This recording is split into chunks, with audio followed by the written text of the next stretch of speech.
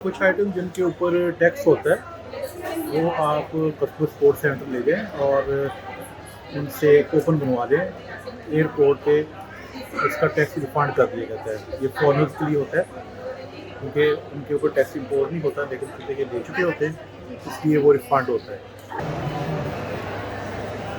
ये यहाँ का कस्टमर सपोर्ट सेंटर ये है, ऊपर स्पेनिश में लिखा हुआ है और वो मशीन है, वहाँ से अपनी टर्न की टिकट निकालनी है और जब आपकी बारी आ जाए 86 नंबर है, मेरा नंबर 90 है, तो फिर मुझे डील करेंगे ये। इस वक्त हम सविया एयरपोर्ट पे आ गए और आपको मैंने टैक्स रिफ़ंड का बताया था, तो टैक्स रिफ़ंड की मशीन यहाँ पे ये लगी हुई है और इसमें इंग्लिश में भी इंफॉर्मेशन है। जब हम प्रोसेस करते हैं तो ये स्कैन कोड के लिए कहती है। जो आपको वोचर दुकानदार ने दिया है, शॉपिंग सेंटर ने दिया है, वो आपने जैसे ये बार कोड है इसको इसके नीचे रखना है और ये स्कैन हो जाएगा। Would you like to scan another tax voucher? Yes कर दें और दूसरा वोचर कर लें और उसको स्कैन कर लें। आगे नो कर देना है आपने।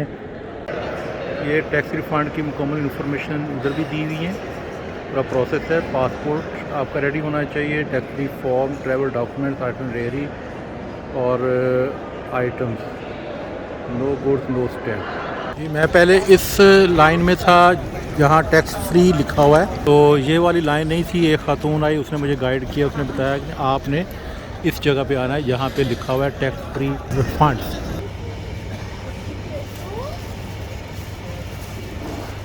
अच्छा, टैक्स रिफ़ंड का जो प्रोसेस है मैं एक दफ़ा फिर शुरू से आपको बताता हूँ। जब शॉपिंग सेंटर से आपने ऐसी चीज़ें लेनी है जो आपने कंट्री में लेके जाएंगे वापस, तो वहाँ आपने यूज़ नहीं करनी, अपने कंट्री में वापस लेके आनी है।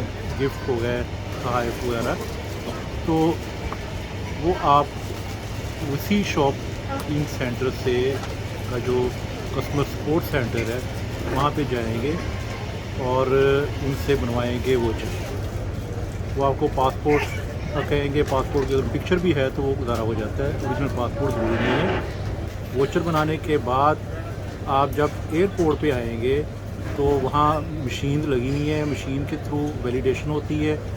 वो सिर्फ वैलिडेशन करती है, आपको कोई रसीद वगैरह कुछ नहीं देगी, वो ओके कर देगी। उसके बाद आप सिक्योरिटी का प्रोसेस करेंगे एयरपोर्ट पे और सिक्योरिटी का प्रोसेस करने के बाद टैक्स फ्री रिफ़ंड काउंटर पे आपने जाना है और वहाँ से आपने रिफ़ंड करवाना है। ये अच्छी खासी अमाउंट बन जाती है, कुछ कंट्री में 22%, कुछ में इससे भी ज़्यादा है, तो ये ज़रूर ट्राई करनी चाहिए।